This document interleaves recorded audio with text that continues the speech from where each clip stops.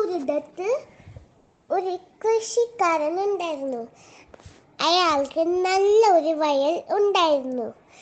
അയാളുടെ വീട്ടിൽ ഒരു വെള്ളത്താറാവ് ഉണ്ടായിരുന്നു.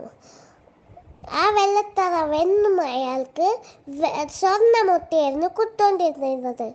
അയാൾ ആ സ്വർണ്ണമുട്ട കൊണ്ടുപോയി ചന്തയിൽ കൊണ്ട് വിറ്റ് അയാൾ വലിയൊരു പണക്കാരനായി മാറി. ഒരു ദിവസം അയാൾ ചിന്തിച്ചു, താറാവ് ഓരോ ദിവസവും ഓരോ മുട്ടയാണല്ലോ തരുന്നത്, എനിക്ക് ആ താറാവിൻ്റെ എല്ലാ സ്വർണ്ണമുട്ടയും എടുക്കാം. അയാൾ ചിന്തിച്ചു.